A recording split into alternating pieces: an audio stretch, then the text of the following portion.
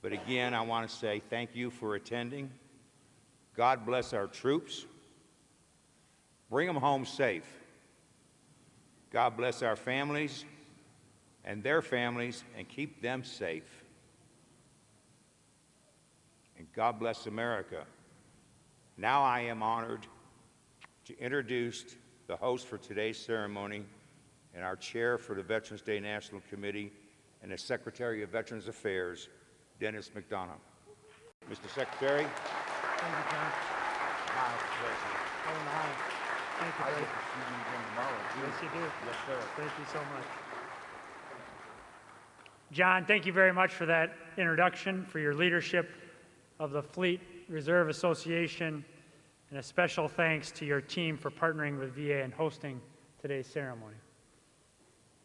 Mr. President, Dr. Biden, Madam Vice President, Mr. Emhoff, Ranking Member Takano, teammates among the cabinet members, most importantly, all the veterans, your families, caregivers, and survivors, good morning.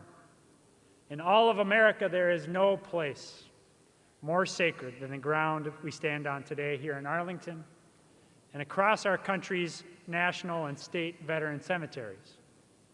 Here lie in eternal rest presidents and privates, five-star generals, Medal of Honor recipients, and anonymous heroes known but to God. There are veterans from every American war since the Revolution, including veterans of the wars in Iraq and Afghanistan buried in Section 60. Every new grave dug, every benediction murmured, every tear shed, every solemn commitment to this hallowed ground tells the story of our nation's history. Yet as I look around, I see something else too. I see friends, loved ones, family members of veterans. Some sitting next to their veteran, holding hands, grateful for their presence. Others here to mourn their lost loved one, buried within these sacred hills overlooking our nation's capital. As John just said, military and veteran family members may not wear a uniform, but their courage and sacrifice are profound and worthy of our admiration. Military families endure the hardships of long deployments and training exercises without their loved ones. They pick up their lives and move across the country, even across the globe when their service member gets a new assignment. They selflessly care for the injured or ill service member or veteran when they're unable to care for themselves. So we're here today to honor them as well. I'm thinking of veteran family members like Angela Bell. Angela's son, Sean, served 20 years in the Army and died by suicide in 2021. Angela has dedicated her life to helping other families avoid that same devastation. I'm thinking of Cindy and Lee Stover, who've cared for their son, Joe, a Navy veteran, since he was partially paralyzed after a traumatic brain injury. Cindy and Lee show that veteran caregivers are heroes too.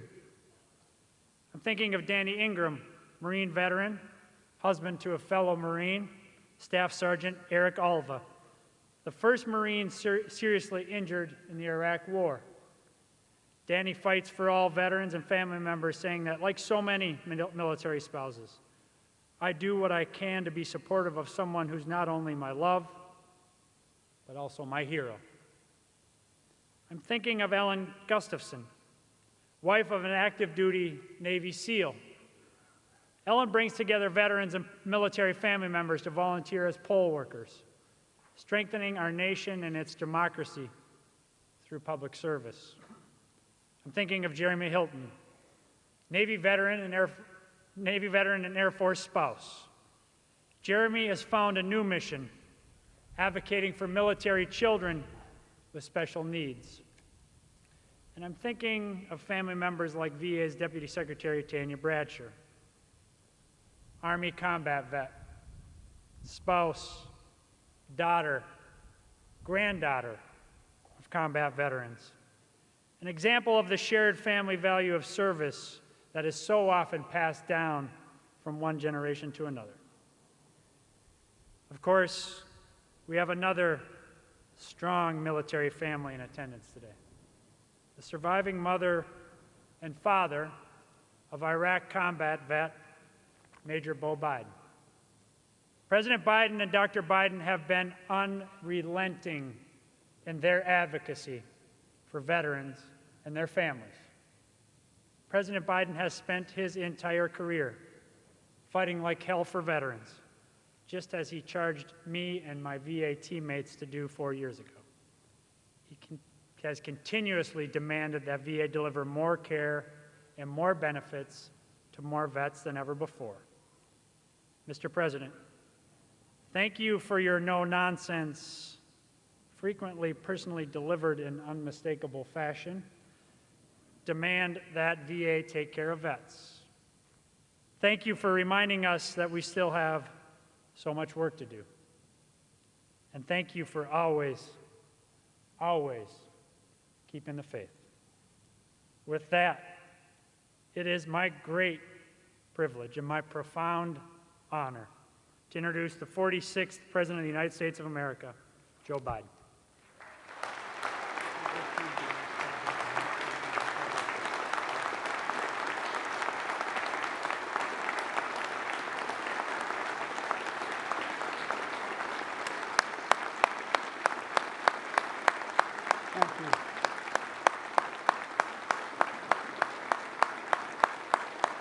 Thank you, thank you, thank you.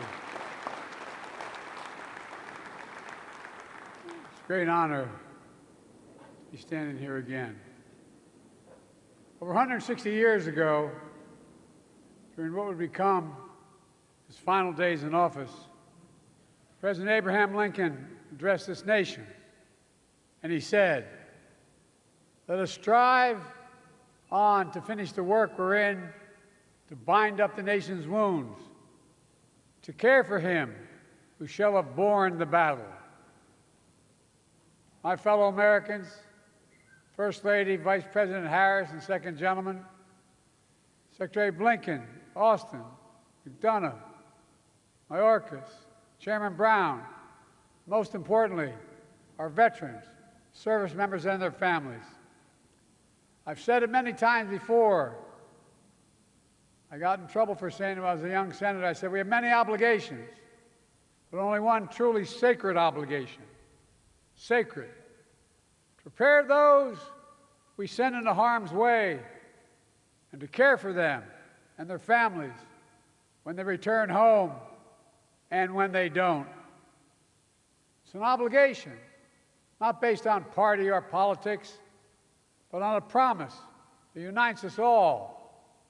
Today, as we strive on to finish the work of our moment, to bind the nation's wounds once again, we commit and recommit to this sacred vow.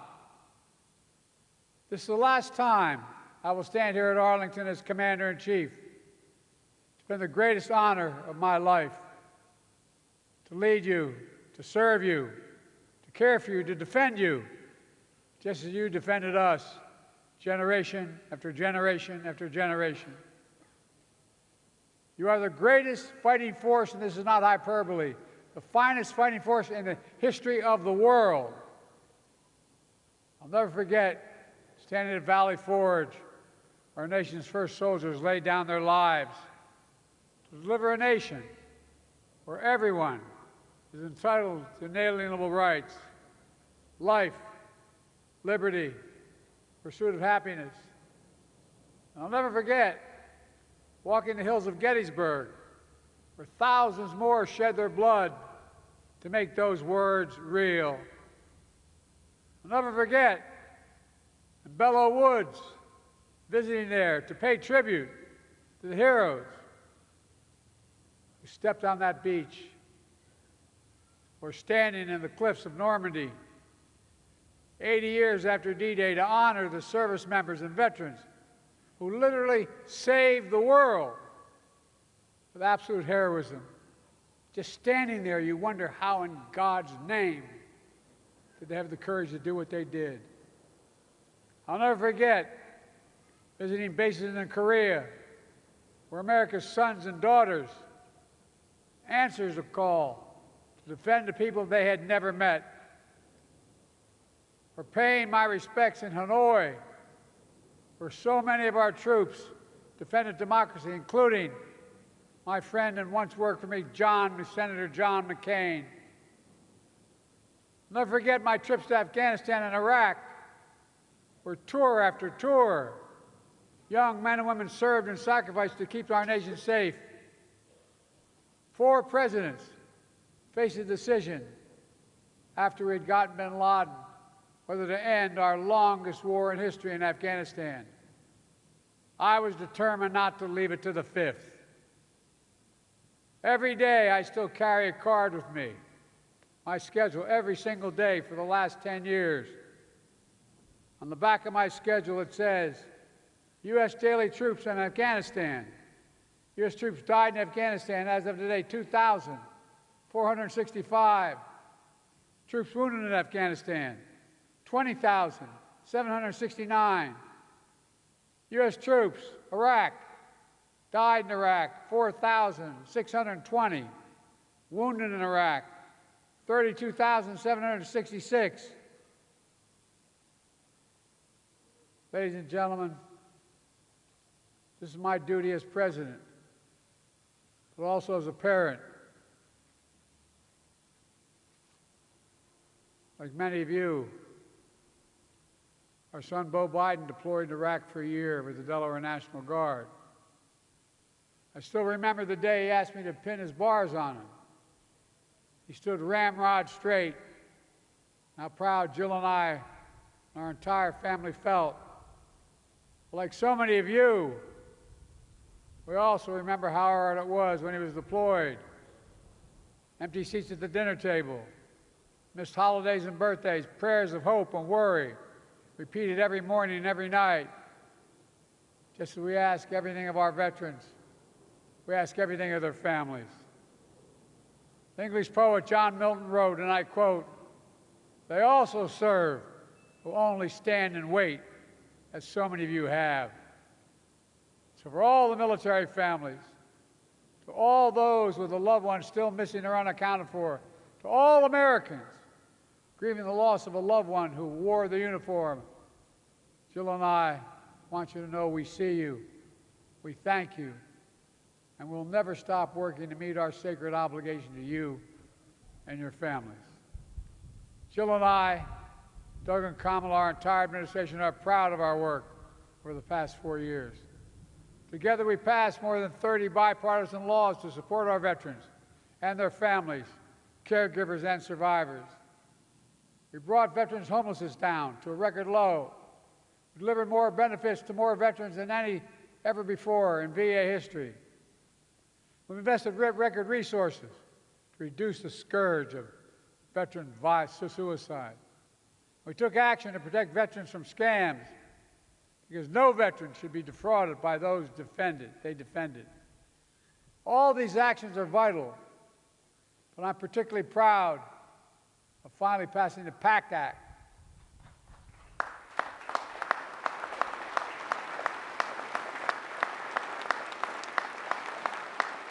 This is the most significant law in our history, our nation's history, to help millions of veterans who are exposed to toxins like Agent Orange and burn pits during their military service. Pits the size of football fields that incinerated the wastes of war, tires, chemicals, batteries, jet fuel, and so much more. Pits that left too many veterans with headaches, numbness, dizziness, asthma, and cancer. The PACT Act has already helped over 1 million veterans and their families get the benefits they deserve. They deserve those benefits.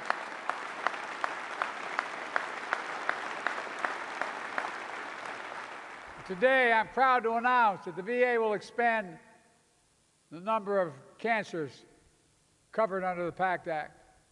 And to all veterans who served at K2 Air Base in Uzbekistan, constantly surrounded by toxins, we want to honor you. We want to have your back just like we did in Agent Orange, just like we're going to rule to make sure you don't have to prove your illness as a consequence of your service, which is often too hard to do.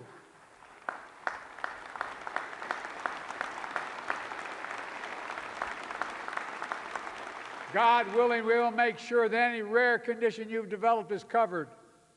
We're committed to getting this rule in place by the end of my term. Folks, this matters. Too many of our nation's veterans have served only to return home to suffer from permanent effects of poisonous chemicals. Too many have died, like our son Bo and like Sergeant First Class Heath Robinson, for whom the PACT Act was named. A couple years ago, after I signed the PACT Act, I handed a pen to his daughter, Braylee. She and her mom are with us today. I don't know where you are, but God love you. There they are. Stand up, ladies.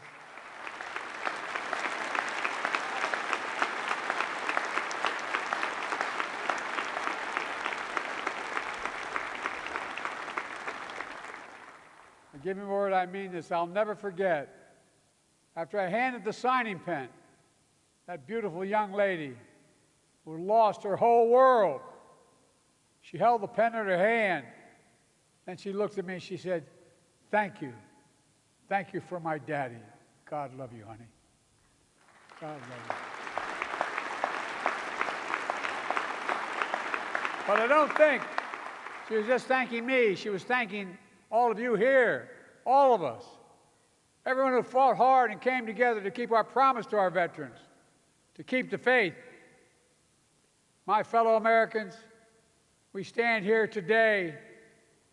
We think about all that our veterans have given to our nation, serving and sacrificing in uniform, just as they serve and sacrifice here at home, as educators, firefighters, law enforcement officers, construction workers, entrepreneurs, business leaders, doctors, nurses, elected leaders, and so much more. And just as they routinely put aside differences to work together, this is the moment. This is the moment to come together as a nation, to keep faith in each other. The world is dependent on each of you and all of us, all of you, to keep honoring the women and the men and the families who have borne the battle, to keep protecting everything they fought for, to keep striving to heal our nation's wounds, to keep perfecting our union. We're the only nation in the world built on an idea. Every other nation is based on things like geography, ethnicity, religion. But we're the only nation, the only in the world, built on an idea. And that idea is we're all created equal, deserve to be created equal throughout our lives. We haven't lived up to it every time, but we've never walked away from it. Even when it's hard, especially when it's hard.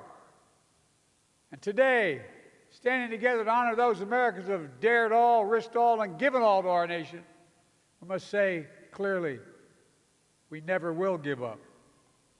God bless our veterans and their families. And may God protect our troops today and always. God love you. Thank you so much.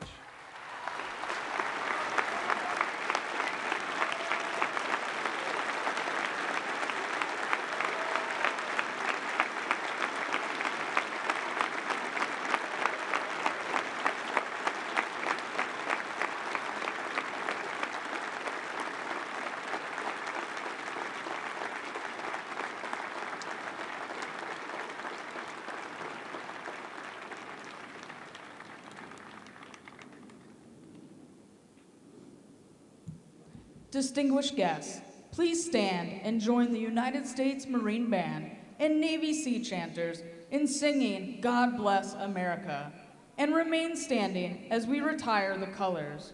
Place your right hand over your heart or render a hand salute.